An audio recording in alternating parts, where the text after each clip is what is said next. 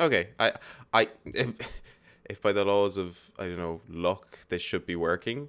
It's the only time, and then I could be like half an hour through and be like, oh, your audio isn't working. Okay, it is working. Okay, perfect. Thank you. Yeah, and then there's always the delay. You're like, hey, chat, is it working? Yeah. Yeah. No. I think the one thing I've always found funny about streaming is I'm doing a master's in like media and broadcast production, and then every time, like, you think I'd know a little bit about like audio levels and how it works and all that, and every week it's always, is it too loud, guys? Is it too...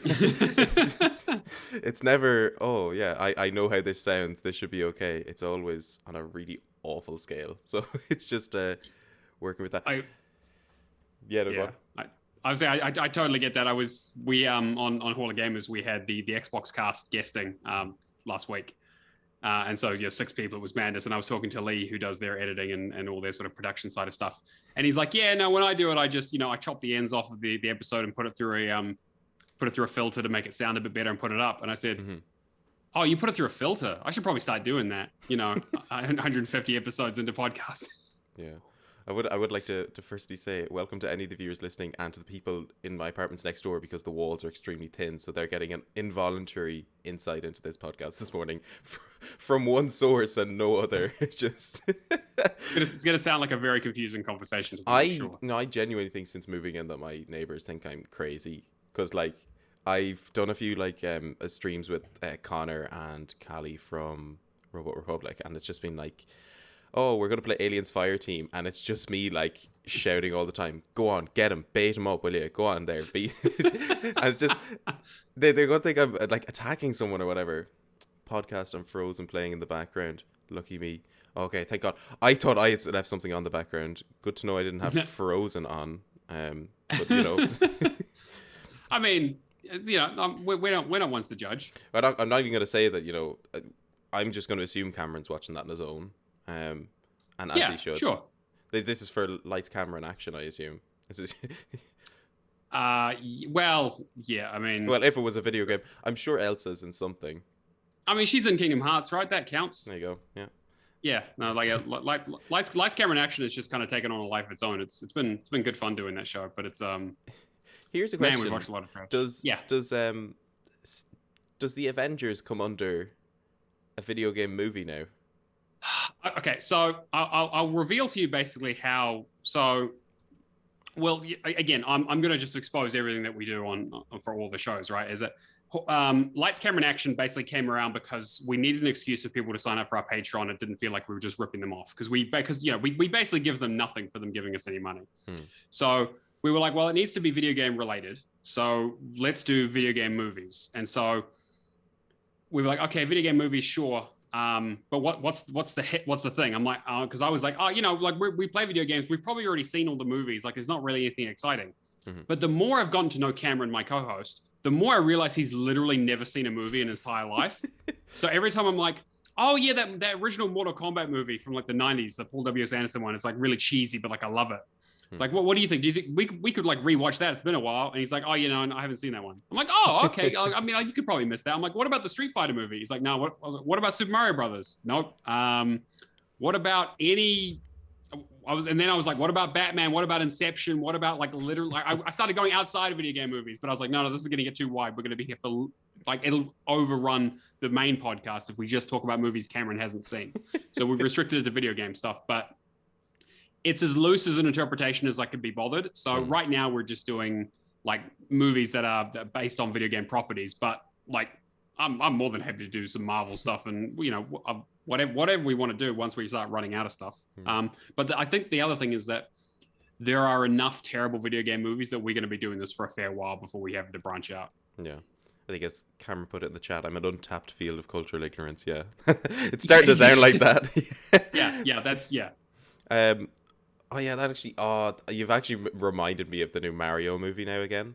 Oh yes. So I will get onto it in a sec, but I actually do want to probably intro this podcast, which is probably always a good idea because I'm well aware that people coming to watch it on Twitch or on YouTube will see the title and be like, oh, it's a podcast episode. But those on Spotify have probably just had their ears assaulted there for the last like 5 seconds, just hearing us shout about different bits. So as always, this is Indie Inside. I'm one of the co-hosts, Odhrán Johnson. Connor couldn't be here this week, unfortunately, because he is very, very busy at the moment. He's starting a new job on Monday, but I'll let him talk about that when he comes back on. I'm joined by the wonderful Matt from the Hall of Gamers podcast over on twitch.tv/Hall of Gamers pod. All the Gamers pod. I think Cameron changed it recently. It's my job to know this stuff, and I never remember any of it. Oh no, it's another thing to blame Cameron for. Yeah, absolutely. I mean, he's in the chat. He'll post it in there, and I'll remind me. Thanks, Cameron. For sure, they are. I suppose I'm very honored to have you this morning, but you're also single-handedly carrying probably the biggest viewership I've ever had on Twitch. So appreciate it too in that sense. So maybe in an unintentional way, maybe I'm milking you for views, Matt. I mean, look, that's what guesting on podcasts is all about. Like, it's just a big circle jerk for us to get all of our viewers together to be like, hey, look at this great person that I talked to. Look at this great person I talked to. Please join my audience, and I also have great opinions. But then you have the like one occasion where you had me and Connor on, and we had no viewers, so it was a. I was nothing. Sometimes you do some charity work. You just get any old bums off the street, and you're like, oh, hey, come on, no, it's fine, it's Christmas, get on the show. We're feeling generous. That hit deep. I would get through the housekeeping now, but I feel like I'll leave that to the end. I don't want to throw it on anyone. All our socials are in our little box thing in the corner that I've made some overlay for. I hope it looks okay. That's the main thing. That's all I'm worried about today, is that stuff looks okay. But yeah, I think there's a few things I want to touch on this week because I was interested to get you and Cameron on at some stage, and I'm even more delighted to have you on more than one occasion because I do like talking about achievements and all that, specifically indie achievements, because they're always like, I know some games launch without them and then they kind of get them later, which is the main thing, but that's because of the whole, like, most of those things are, what would you call it? I don't know, they're all done by yeah, go on. They're like afterthoughts or not. I mean, in terms of making a game, you build your engine, you write your storyboards, you get your narrative together, you start beta testing it, again, there's a lot of other pieces, and then suddenly someone goes, oh, sorry, am I allowed to swear on the show? I just go for it. That ship has sailed long ago. Oh, okay, good, because sometimes I always have to check myself a little bit, or at least check the persona. But yeah, someone goes, oh, for fuck's sake, PlayStation and Xbox require trophies and achievements. We completely forgot about them. What do we got? Well, like, come on. And sometimes it's like, oh, hey, do we want to do like different art for each of the achievements? Like, no, just put the game box profile and just all of the achievement art, and then just name it like collector the most, and just some really, really boring stuff. Like, people have different love for different achievements. I know a lot of indie devs in general. I think it was like Mike Bithell was like, he was like, yeah, I'm really not a fan of them because I really feel like it defeats the purpose of how people play games. It takes the exploratory action out of it because it's like you have a checklist of things to do. Mm-hmm. So like there's that view, and then there's the view of like, hey, I want to get community involvement in making the achievements as well. Like recently there was a game that came out, I think it was Restless Night, that all the achievements were named after like community members that entered a Twitter competition that they did. So like Cameron Shadowless Edge, it has an achievement in that game. So like, yeah, so there's a lot of people there's a lot of different views on it. So yeah. It's funny you brought up Mike Bithell, because that probably explains why it was the first game I 100%ed was Thomas Was Alone, because it's literally every achievement is just complete the level. Pretty much, yeah, right. And because he's just like, whatever, like just I might be misremembering because it's been a long time, but I do. There have been a lot of discussions about achievements because while they're not a priority for most people, they're in all the games, right? Like they're part of the requirements for releasing a game on an Xbox or a PlayStation is to have trophies and achievements for the most part. Yeah. So usually at least some thought goes into it. Yeah, achievements are always strange in enough sense to me because they're like, they seem as old to me as like, at least in the gaming sphere, as they're as iconic as like Mountain Dews and Doritos to Xbox, that sort of stuff. And sure. And it's always it holds that same sort of grandeur for me as like like top tier chess players. Whenever I go into true achievements, it's like, oh, this is like a complete world I've never seen before or look at, and then it's just like there's just people in here who are like dedicating their lives to like getting this many achievements, and I'm like sitting here comfortably on my 50k score, like trying not to feel bad about it. Sure, it's yeah. one of my favorite things about video games is the split between like how many sub communities can exist within even a single game, let alone a platform, a series, you know, and just video games in general. Like, you know, we Cameron and I talk about achievements a lot, obviously, because that's kind of what we do. But you know, every now and then we bump against the speedrunning community. Because a lot of them have a similar mindset, right? Around like, I want to get the most I can out of this game, but they take it to a degree that even he and I are like, this is beyond anything we could even imagine dedicating our time to. But it's on a sliding scale, right? I'm sure that there are a huge amount of people who play video games that are like, you guys are insane. Like, I don't even understand why and how you do the kind of things that you do for this. Like, what do you get out of it? And like, I can definitely see both sides of it. It's achievements are one of the biggest, if not the biggest part of my life, for better or worse, just from how long I've spent working on them and the amount that I've gathered and you know, what has led me to. Oh yeah, no, for sure. Whenever you mentioned speedrunners, like, you know, you guys seem a lot more approachable than they do. I just see people doing speedruns and I'm like, oh my God, like that's just on a completely different level. Like, achievements are one thing because it's like, it's like I suppose extra objectives in a game. Sure. It's it's like extra incentive. It's something that I could see myself doing, and then it's just like speedrunning. It's just like, I just don't have the time for that. I don't know how these people are doing it. Like, some superhuman reflexes. Like, I get up in the morning and my legs are sore. Like, I'm hardly gonna be, you know, twiddling my thumbs like, I don't know, 1,000 milliseconds to get a certain speed run. Exactly. And but it's so strange though. You look at that stuff, and then there's still like really high Twitch numbers for like Super Mario 64 and all that, like, because they're still doing speedruns for it. Like, I think in fairness, stuff like that it probably keeps older games alive longer, if I'm honest, for sure. Yeah, it keeps a community, and there's always competition. Like, that's one of those things that just never dies, because there's always someone who can find out how to do it quicker. And there's always all sorts of strategies, and that has its own communities, like good games done quick and all that kind of stuff. Like, they always they're just constantly on a rotation.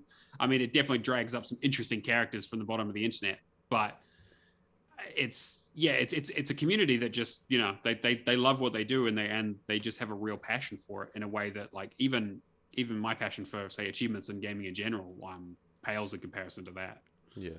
No, I found it really interesting. I was watching your show yesterday, which is, you know, again, fantastic, by the way. Everyone should go and watch it. But there was one bit you were talking about, one of your previous guests had like his achievement like list on a whiteboard, and like he'd go through them bit by bit. Yeah. And then sorry. Yeah, you know, I'll just finish the point and then we can get back to it. But it was I think then your guest on the show was like, oh yeah, but I use true achievements because, you know, it's 2021. Like, who's using a whiteboard? Was there a time, like, obviously, you know, I my only introduction to like achievement, like hunting and like this sort of realm, has been through true achievements and yourselves and all that.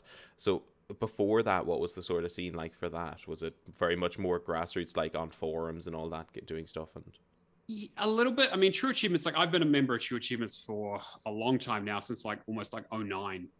So like True Achievements, it like spun up pretty early in the Xbox life cycle, not like day one by any means, but Achievements had a bit of a grab that it got people involved, that it sort of appeals to the sensibilities of the same kind of people who want to 100% a game. I mean, the gamer score thing is basically just a logical extension of high scores in arcades, right?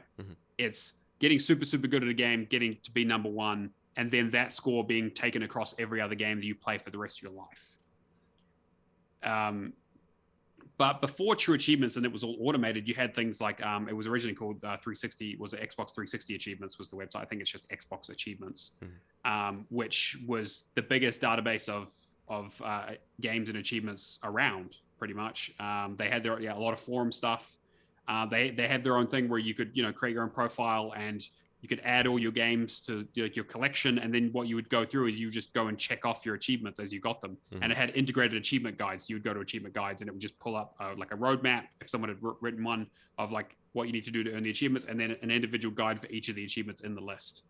It's a really good system, but it just kind of really fell by the wayside after True Achievements came out, and they had an API and they could scrape all of Xbox's stuff just straight away and just be like, it's like, well, you know, you don't have to keep a diary or a whiteboard. Like, you can just pull the entire list and we'll do all the work for you. And I think Cameron mentioned me, it's a Hall of Famer. That's what you are, isn't it? Yeah, Hall of Fame. Yeah. So how does that work, like, specifically? Because I know it's like an award or whatever, but do they like just send it to you, or do you go and like receive the award, or how does that work? Yeah. So basically, what happened is back last year there was a competition. It was to basically celebrate the end of the Xbox One and the beginning of the series platforms, where they were giving away Hall of Famers awards for people who had the most game score lifetime over the Xbox One lifestyle, most achievements, and then they had one where it was like, okay, so that was like lifetime over the entire like 7 or 8 years, and then you had ones for playing all the most amount of Game Pass games, which is the one that Cameron got. And then there was one for earning the most achievements and most gamer score within was like a 3 or 4 week period from that like September to October, which is when I played like the most trash I played in a long time.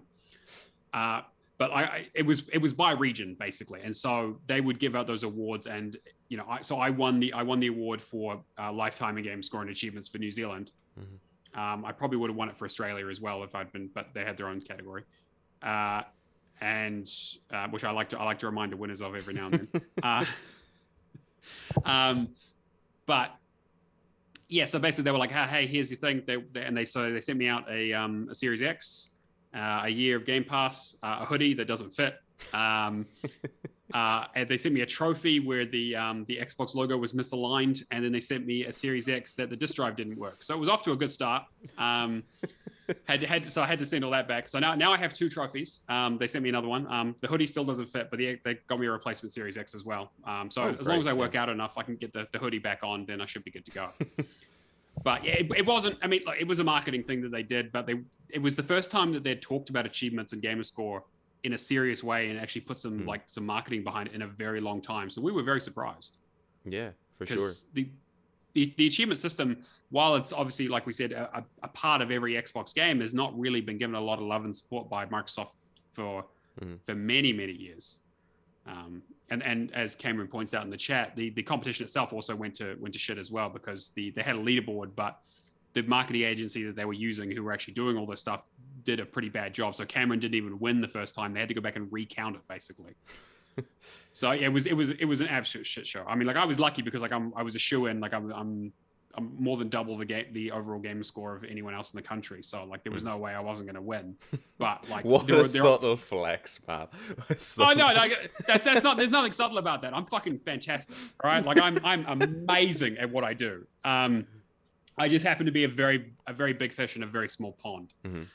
There are other regions where it was way more competitive. Like if you were in the US or in Canada or in some parts of Europe, you were shit out of luck. Yeah.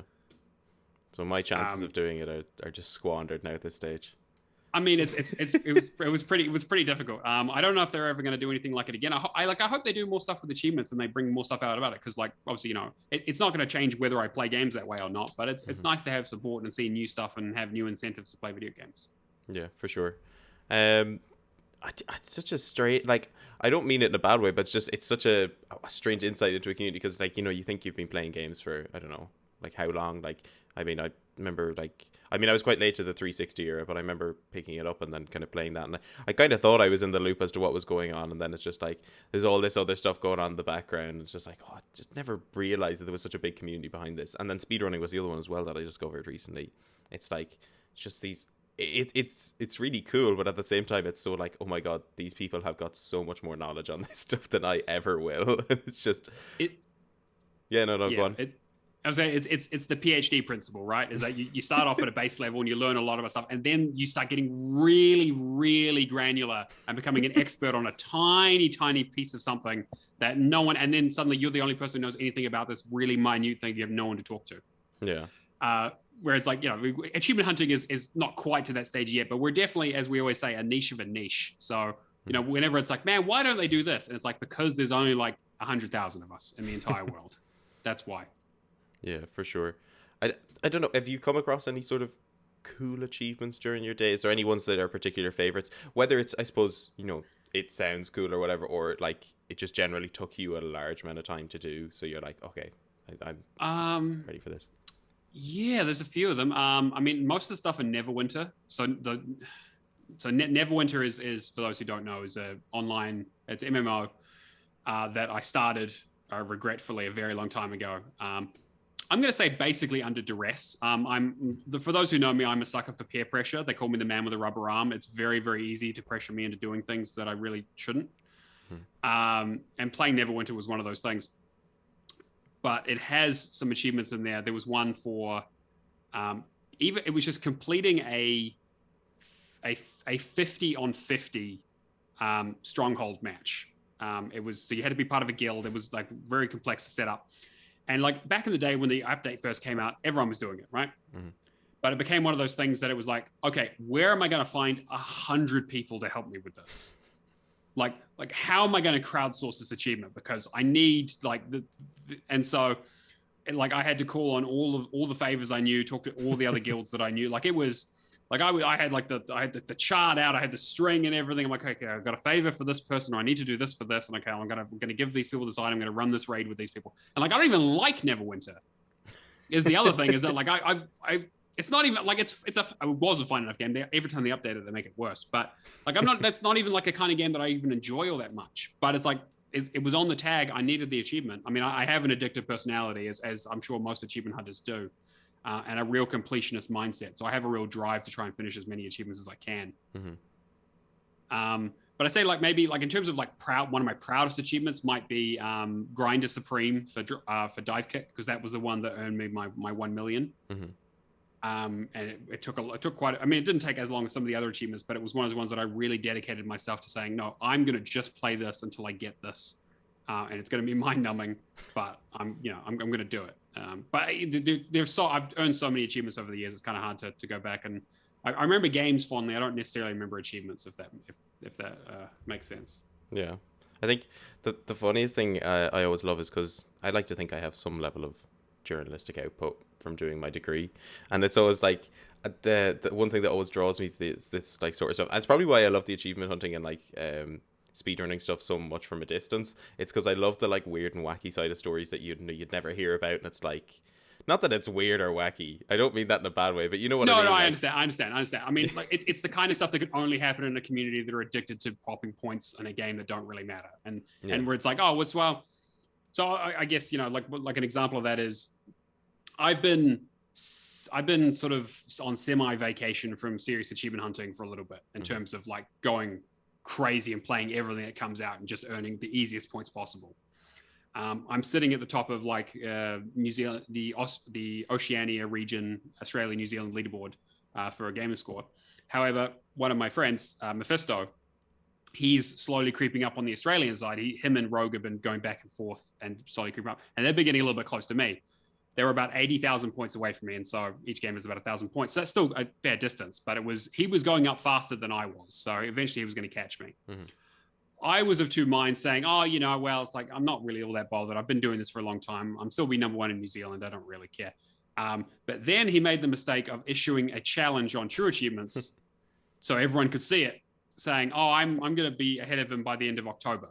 So I said, "Oh, are you now? Okay, well now that it's official, I've decided to play. I've decided to earn 125,000 gamer score in a single month." Just like that, yeah. So it was like, to be fair, it was a rough month.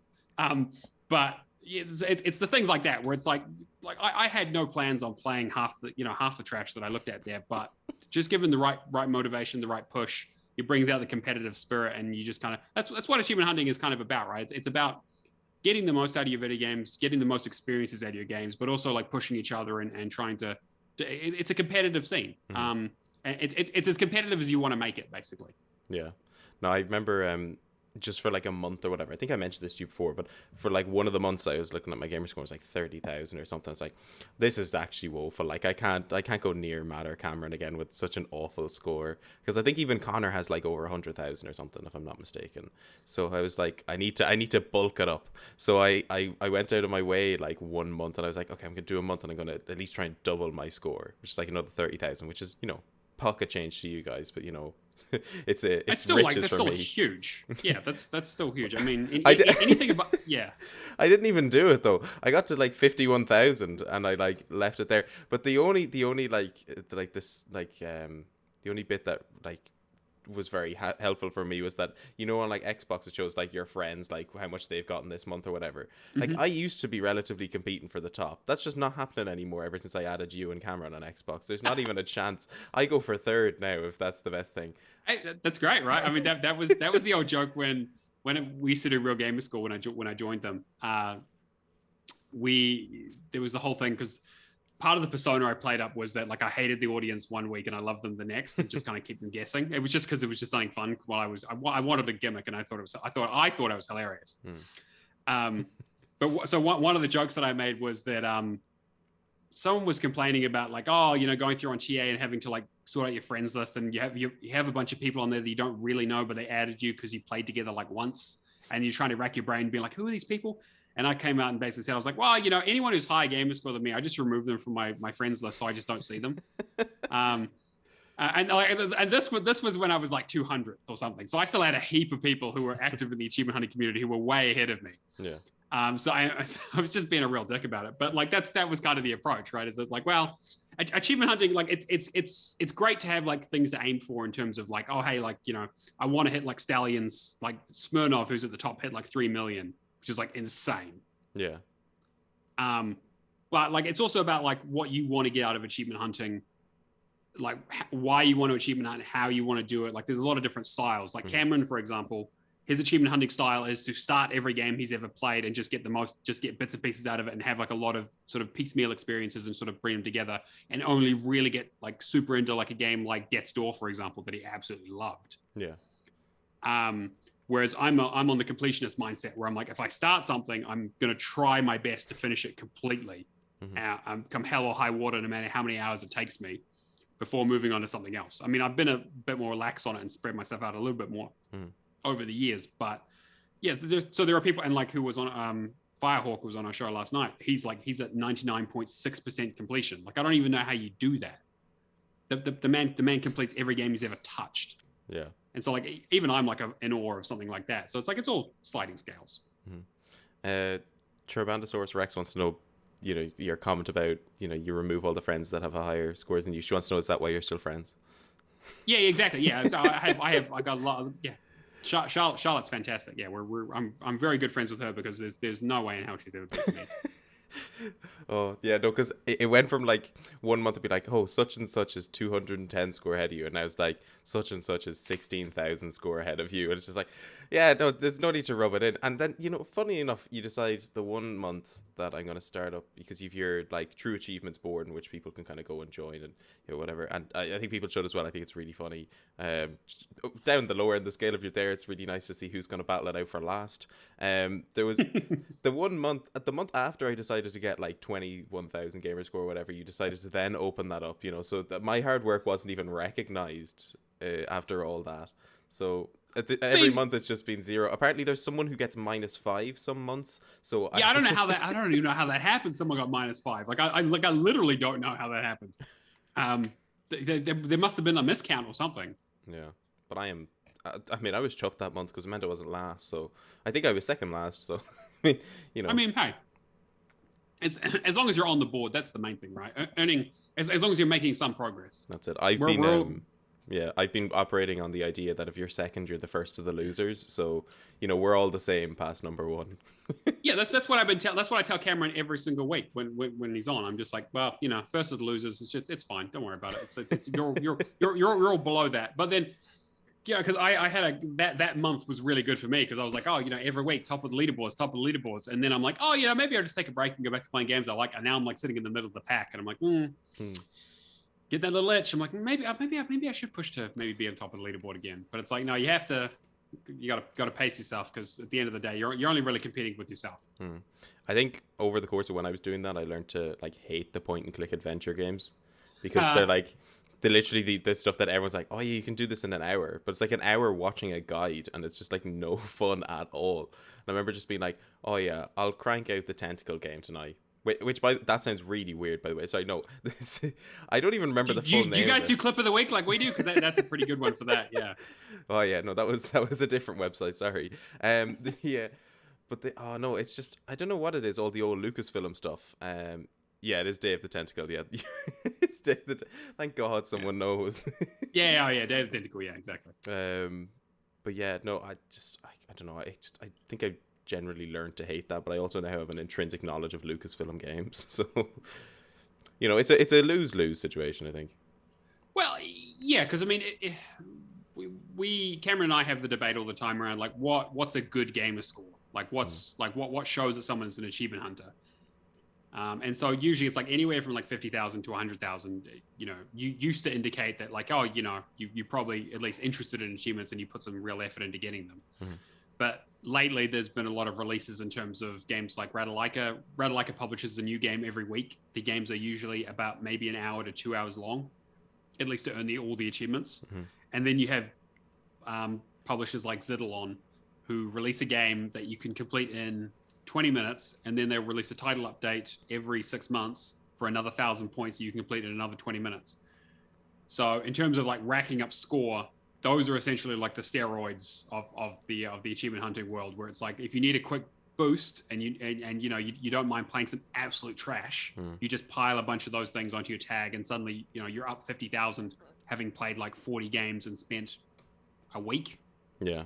I mean, pretty much, yeah, that's what I did. Like, I picked all the games on Game Pass that were short and easy to complete. And then there's a few I bought, which were like €4, €5, whatever, that are like 2,000 achievements in like 5 minutes or something. Yeah, exactly. Yeah. And I got to the stage because I had like my PC beside me, and it has integrated Xbox on it, so it's like the achievements pop up on that as well. So like for a second, like when I played one of those games, I'm pretty sure there was like a fever dream of just hearing the Xbox achievements out on both the console and the PC at the same time. I was like, what's going on here? I'm going mad. Like, this is actually crazy.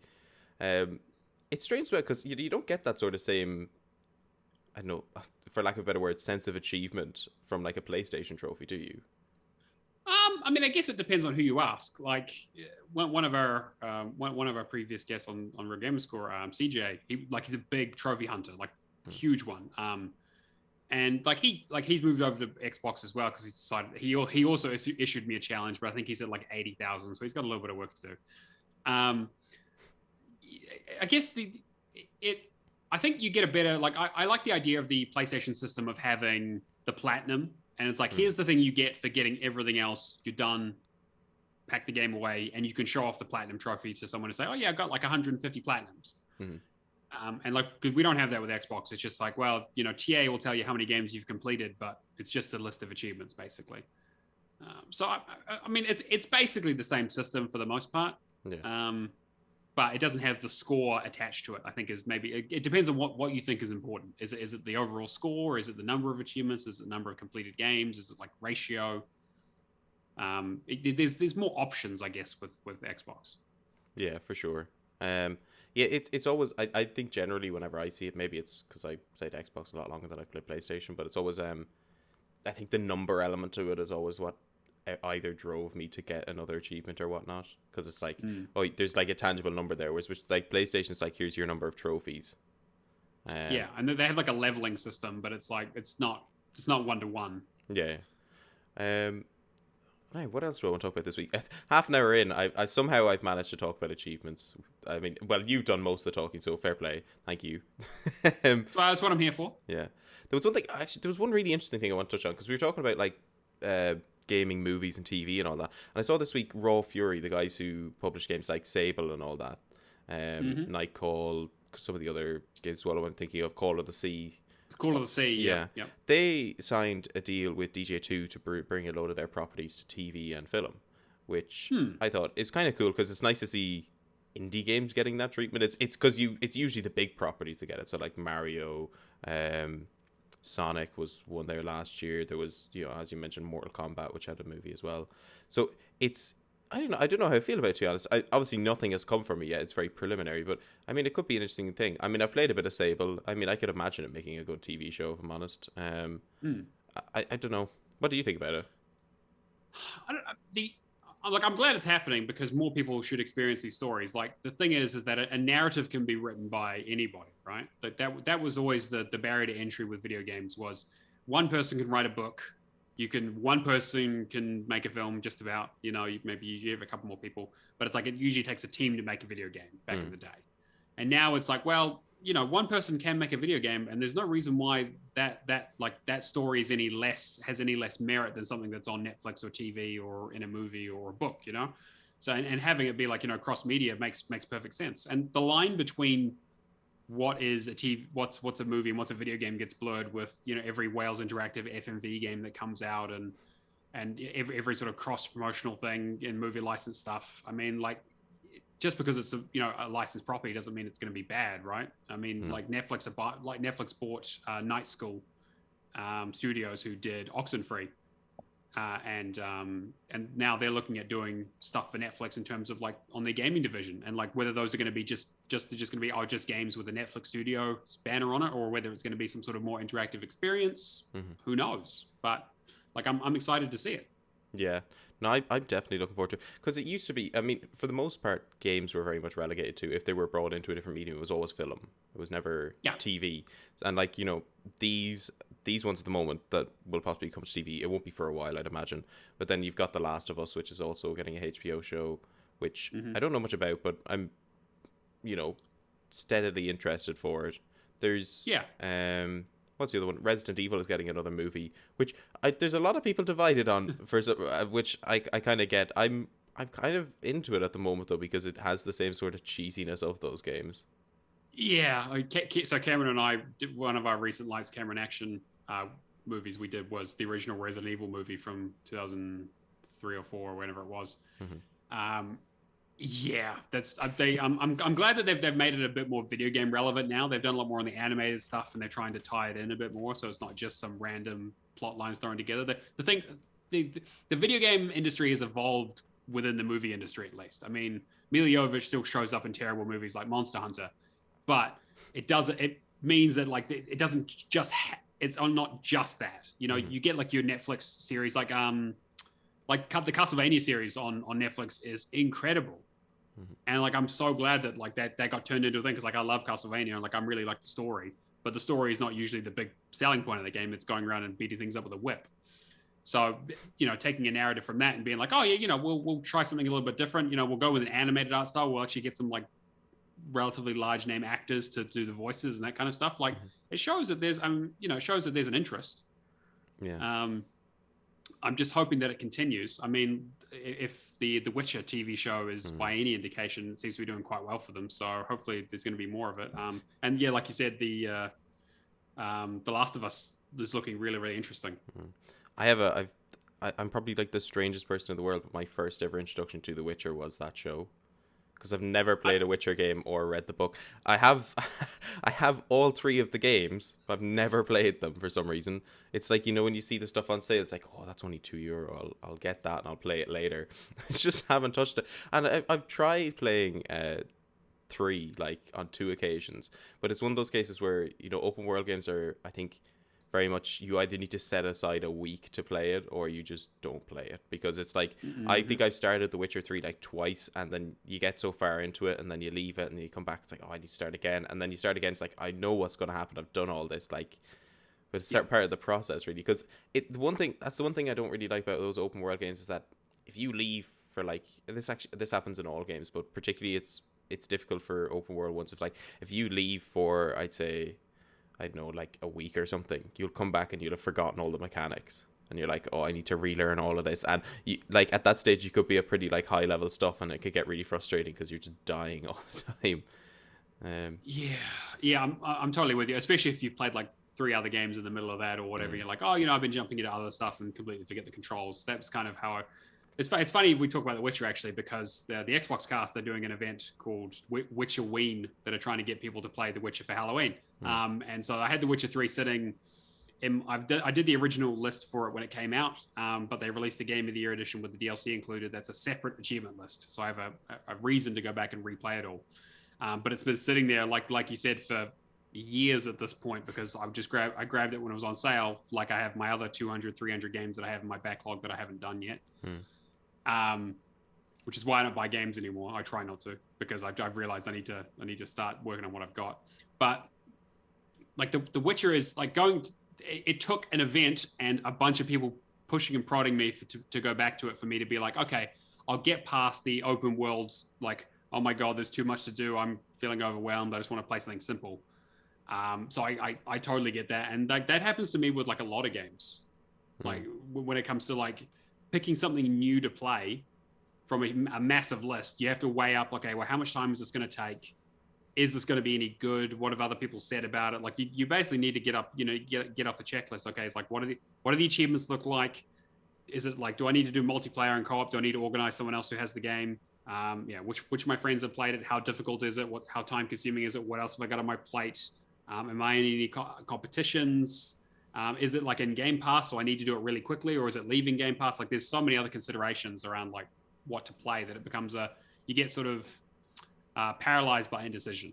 Yeah. I remember when Red Dead Redemption 2 was leaving Game Pass, I was like, oh, it's leaving this weekend. I was like, there's no way I'm going to finish that by the weekend. I'm not going near that.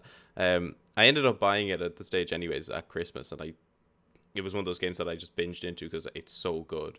I've met a few people who really, really dislike it, so I feel like it's a love or hate Rockstar game, if I'm honest.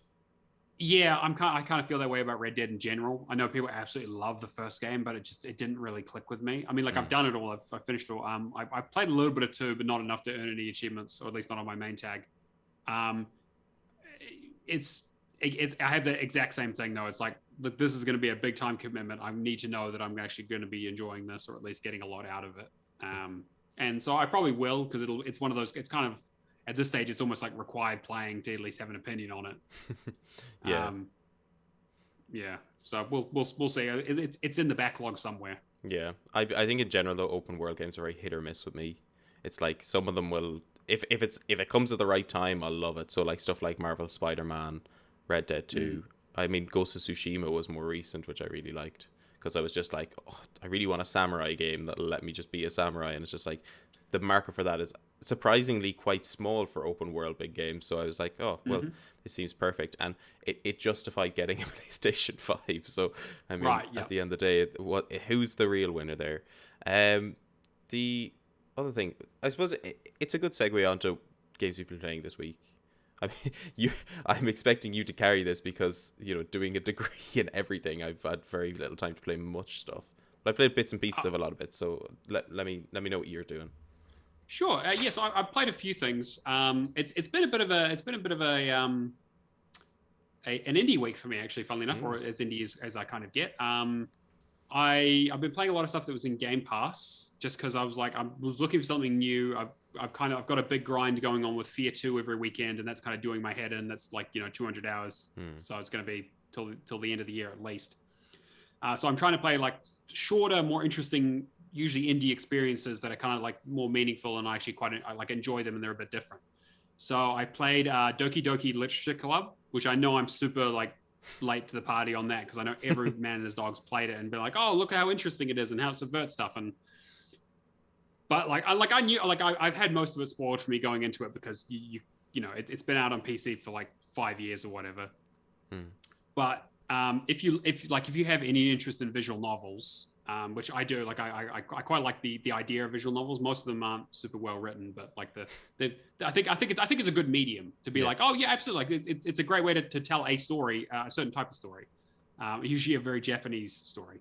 But like Doki Doki, like just like, oh, we're gonna take that and just turn it on its head in some very interesting and messed up ways.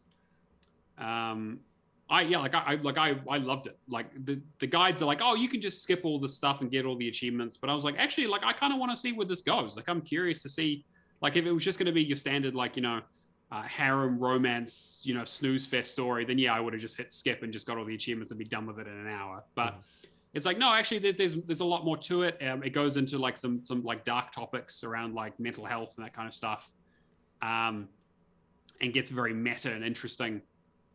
So like I would definitely recommend it. I think it only came out to Xbox like relatively recently, like a few months ago. So yeah, I'd definitely get on that if you see it on a sale.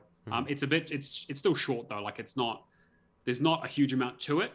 And because it's a visual novel, you will see a lot of the same texts. So you just kind of skip through that once you've read it. But it's got like routes and stuff like that. But I was quite interested in it. I don't know. I mean, do you play any visual novels or anything else like that? I think the only visual novel I own was like, I don't even know what it's called anymore, but I remember seeing it. It was like, here's how you get like 1,000 gamer score in 10 seconds. And like, you can just, it's this game, and apparently it's Series X optimized, which I'm like, why does a visual novel need optimization for a next gen console like that? And then it's literally like you go into it, you just click skip for the entire chapter, you get like 200 gamer score per chapter, and it's like, oh well, that was fun and easy.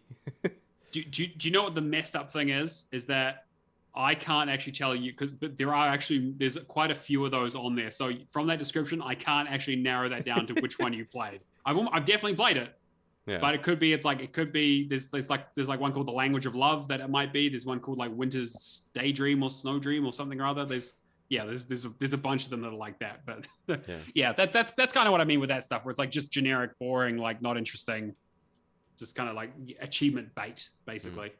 I remember my always knowledge of like visual novels was very, because I've never like delved in that. I remember there was always that like the old sort of horror like visual novel that everyone knows of, like it gives you a jump scare at the end where like the guy comes up the screen is like head twist, right? Yeah, that's a very classic, I think, thing in just horror culture in general. But I haven't ventured into it as much outside of that.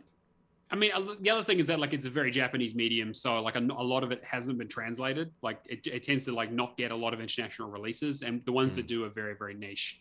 And then of that niche, most of it's porn. To be honest, just like that's just mainly what visual novels are. Unfortunately, there's just a lot of that.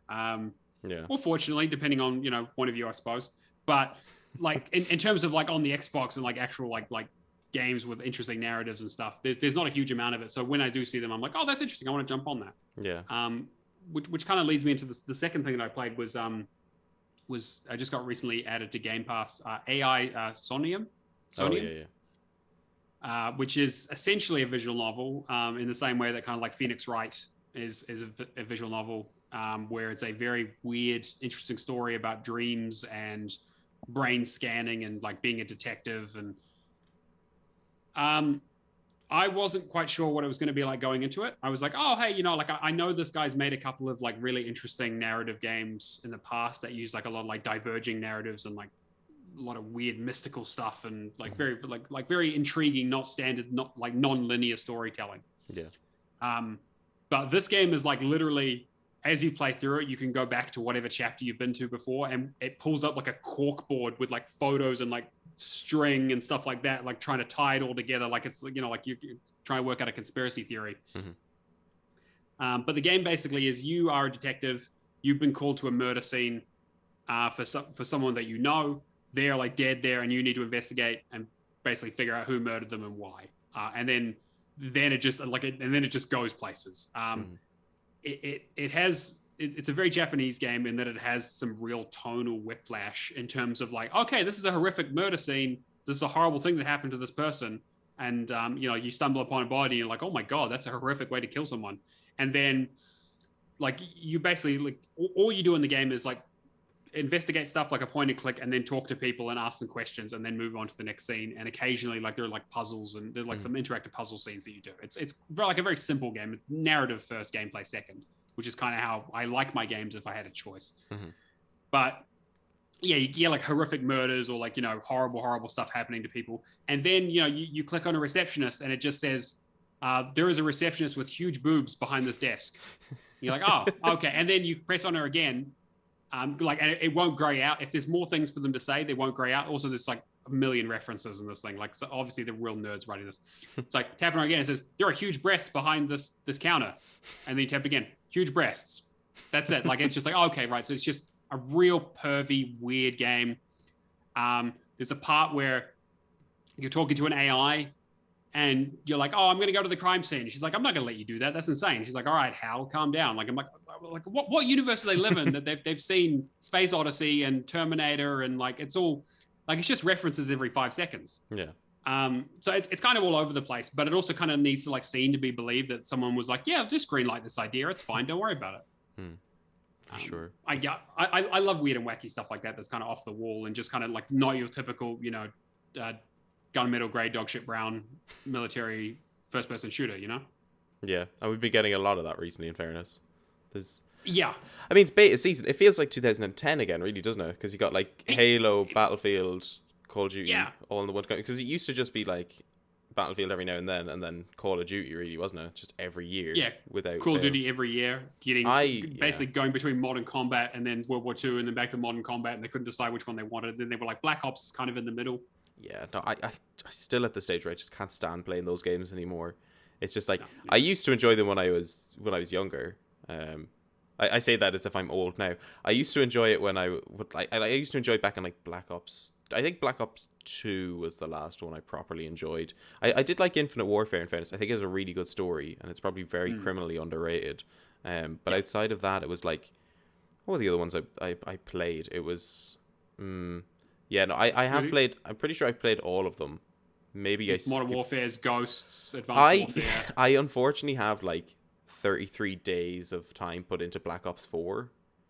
Wow. I know. I know. I don't know how I did it either. Like, I don't remember a lot of that time, and that's probably because playing it made me very sad. But it's just right. It's like I remember because I was really into the zombies mode at the time. It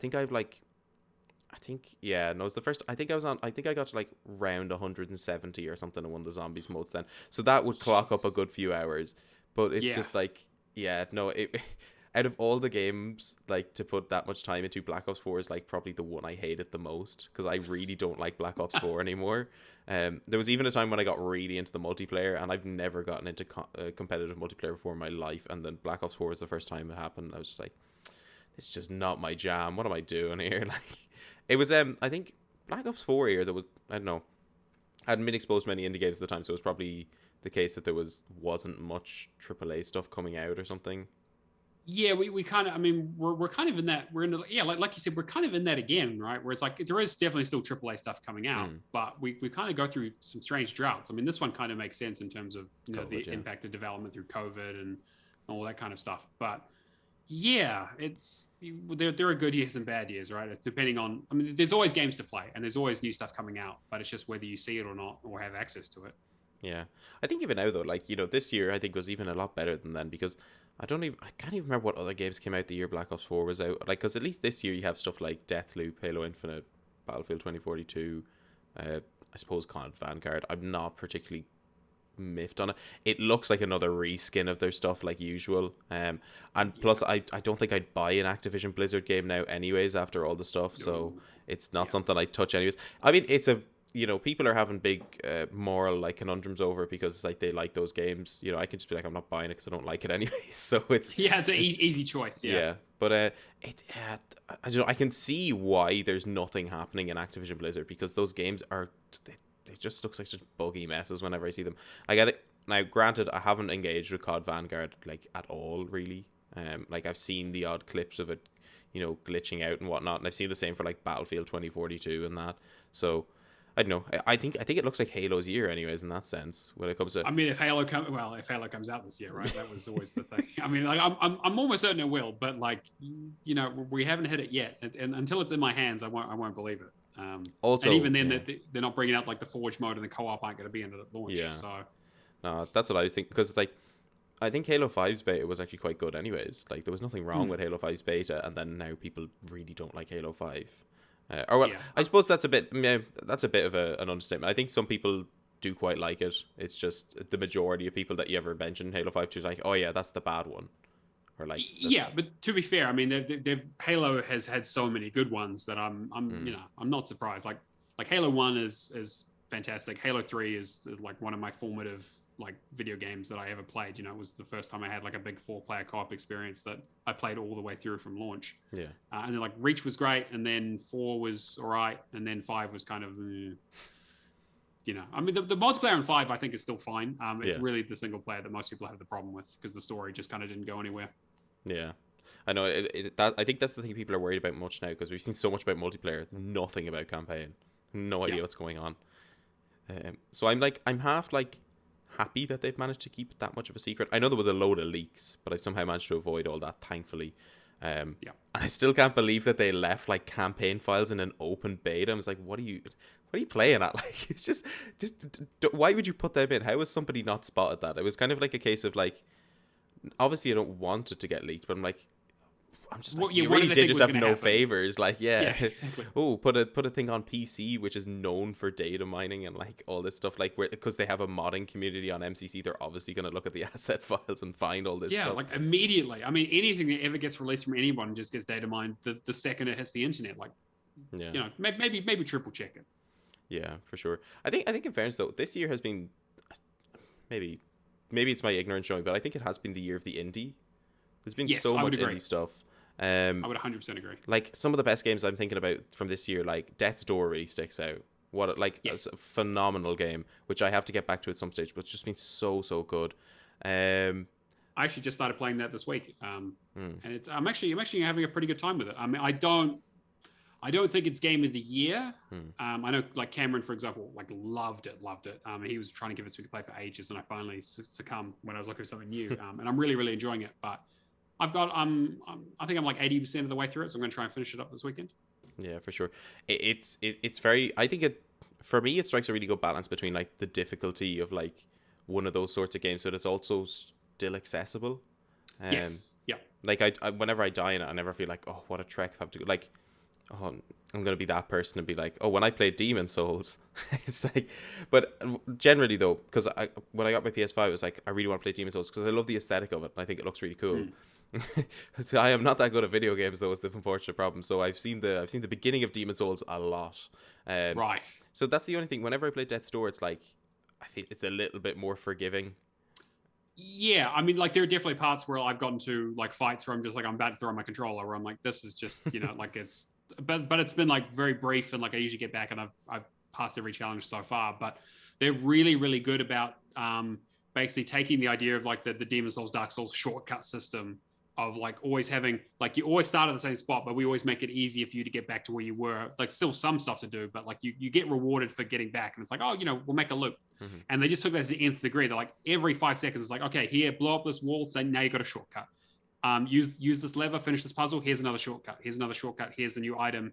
Like it's really good in terms of like condensing that big like Soulsborne experience of like a 30 to 40 hour RPG down to like a 10 to 15 tight experience that still has the challenge and like the high risk, high reward sort of gameplay without feeling overwhelming. Yeah. I think, yeah, for sure. And the art style as well is also phenomenal in that game. I love it, yeah. And the music's so good as well. Like I love everything about the game. It's just the gameplay is not clicking with me as much as I was hoping it was. It's not quite as tight as, or it's not quite as deliberate as something like a Dark Souls, or like where it's like a lot of Dark Souls is like, okay, blocking, parrying, waiting, timing. Whereas like this has a lot of that, but it's a lot more like dashing and rolling and that kind of stuff, which is, a little bit more frenetic than what I'm used to dealing with. Yeah. I think in terms of other indie games as well, like Omno was really good this year. I think it's criminally underrated. It is very, I mean, when I played it, it is very, like, it very much reminds me of Journey from the PlayStation. Yeah. Which is like one of my all-time favorite games, so I have no problems with that at all. I suppose, yeah, no, they are indie in the sense of like The Ascent is indie, but it's like, those like industry professionals from like industry veterans have made their own studio indie. Studios, yeah. Yeah, the Ascent is there. You've got Aliens Fireteam, which is another one, which really took me by surprise, if I'm honest, because I initially was like, oh, Alien Horde mode, not really what aliens are like in the movies at all. But then I think of like AVP, and then I'm like, yeah, okay, never mind. It's just... Yeah, it's like aliens. It's like, okay, well, 2 different directors, 2 different visions. Like, yeah. I totally get it. Yeah, it's definitely. Well, no, I was just gonna say like Alien Isolation is very much the Ridley Scott Alien, and then Aliens Fireteam is very much Aliens 2. James Cameron, like, yeah, exactly, yeah, just like now, yeah. Now all we need is a deck of cards. Game over, man. Just like, yeah, exactly. No, only safe ways to nuke it from orbit. Like, yeah, I mean, Allison, my fiance, hadn't seen Alien or Aliens, so I was like, okay, we're gonna do a crash course on this.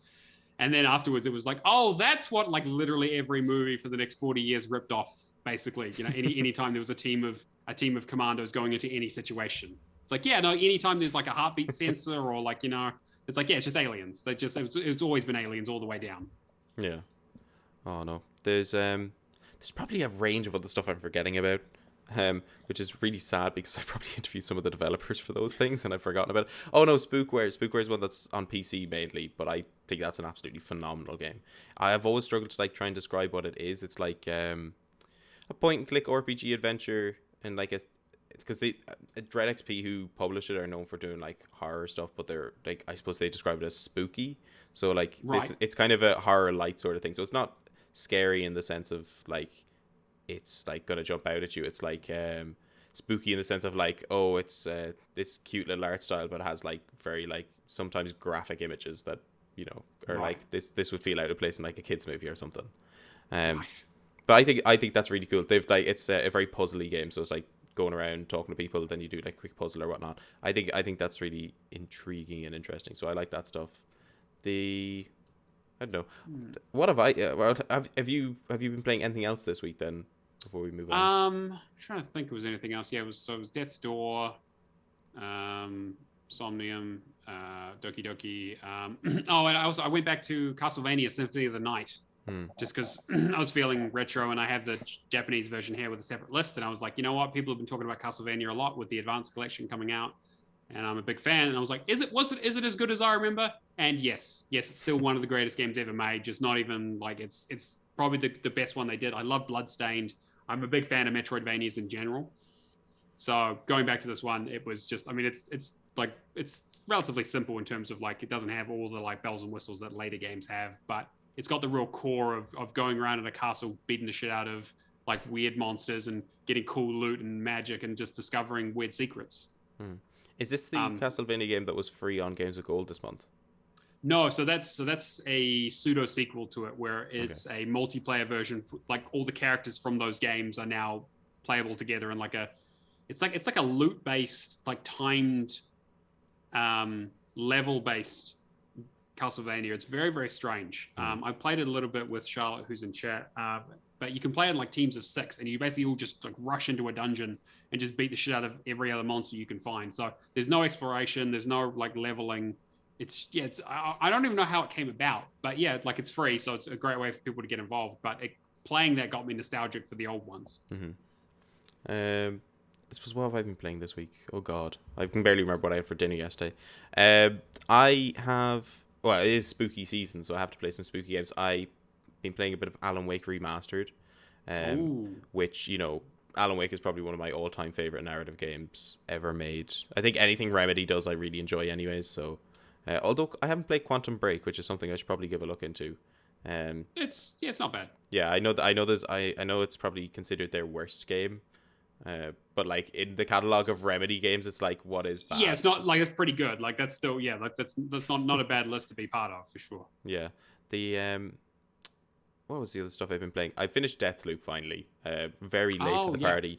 But I think it's an enjoyable experience. It's very much like if you've ever like played an arcane game, they can be quite complex to get into. Yeah. This is very much a beginner's guide to arcane games, if I'm honest. Like, it's a lot easier to play. Right. Because there is a little bit of hand holding, but it's like you can disable that if you want to and then have your own experience. But yeah, no, I thought it was quite fun and interesting. I don't know. I don't know if it's something I'd revisit. I feel like it's something that I'll mull over with time. I mean, again, it's not out for Xbox, so I haven't played it yet. I'm still waiting for the exclusivity to roll over on that. But apparently, it will be coming at some stage now that Microsoft owns Bethesda. Yeah. But like, I love the arcane. Like, I love arcane stuff. With like Dishonored, especially Dishonored 2 is a fantastic game. Death of the Outside is not too bad, but like I love pretty much everything Arcane's ever done, and especially like Prey. That what they did with Prey and just basically taking. I mean, people say like it's a BioShock clone, which is a System Shock clone, which is, you know, all the way back to that. But they basically took BioShock and put it back in space, which I was like, that's great. But yeah, I think that was one of those games that really, I don't think got the amount of love and attention it deserved, because I think it's like, in terms of like, it is a bit overwhelming because you get kind of paralyzed by choice in terms of like, it's like, well, you got like 10 different ways to solve the situation. Guess what? Try and figure out what the best one is. And it's like, I might just turn this off and look at a guide or something, because I just, you know, I don't want to make the wrong choice. Yeah, no, for sure. I need to go back and play Prey at some stage now, because I have it. again, one of those games that I have that I had bought with the intention of playing because I know it's good. I've seen people play it and I know it's right down my alley. It's just finding the time for that is just ridiculously difficult at this stage.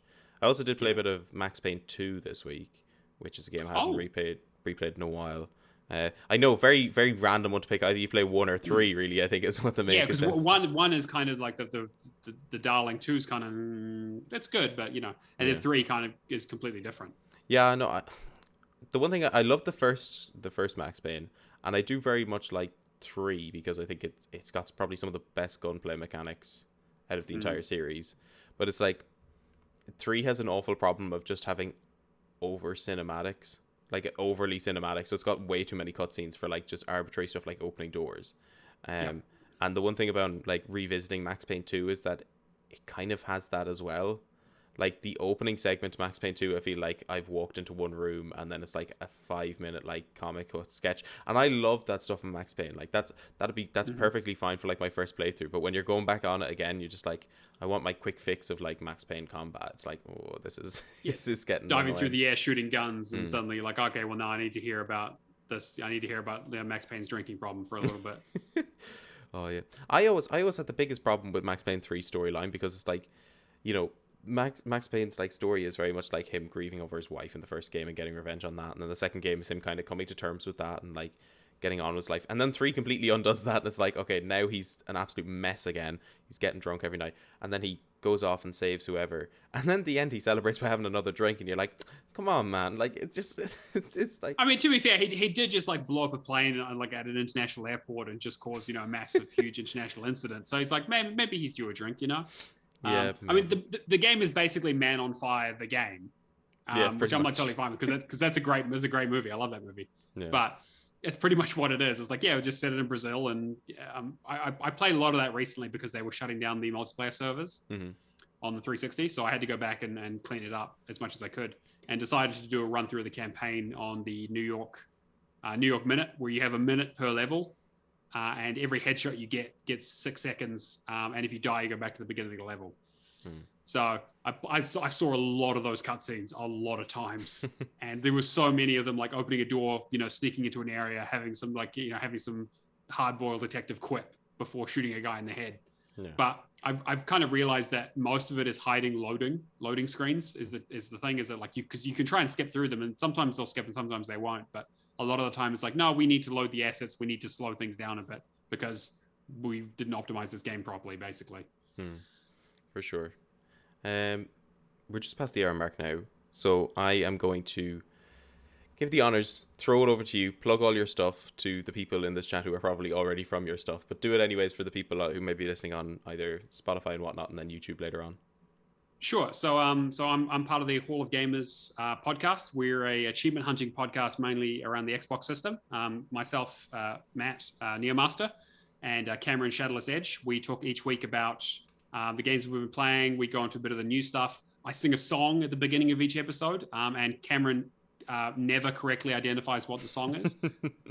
Also, but to be fair, I don't have any backing music, and I've changed the lyrics of the song to be video game related. So it is a little bit difficult. This week's one was especially bad. And then, we talk about, we do questions, that kind of stuff. We've got a big achievement hunting community. We do competitions, basically everything that any video game podcast has ever done. We've basically stolen all their ideas. But if you want to find us, it's our Hall of Gamers pod is our Twitch. And you can find us Hall of Gamers on YouTube, Spotify, anywhere you can pretty much hear a podcast. Mm-hmm. Yeah, and we'll have all that if it's on YouTube or Spotify, whatnot. They'll be all linked down below if any of you want to go and check that out as well. In terms of us, as usual, I have to go through a plethora of stuff that I've now forgotten. But thankfully, there's a nice little screen beside me that has all our socials on it. So you can follow the Indie Insight podcast over on just Twitter at IndieInsight_. But the main sort of umbrella of it all is Gaming Sandbox, which is the website run by myself and Connor. You can follow that over on Twitter at GamingSandbox_2. Same on Instagram, and then on Facebook it's just at Gaming Sandbox. If you're watching this video on YouTube or Spotify, we'd appreciate you either following the podcast or giving it a subscribe, depending on what platform you're on. That's always greatly appreciated. Last week we had an interview with David Szymanski, who's the developer of Dusk. This next week I think we're hoping to have on the composer for Omno, Benedict Nichols.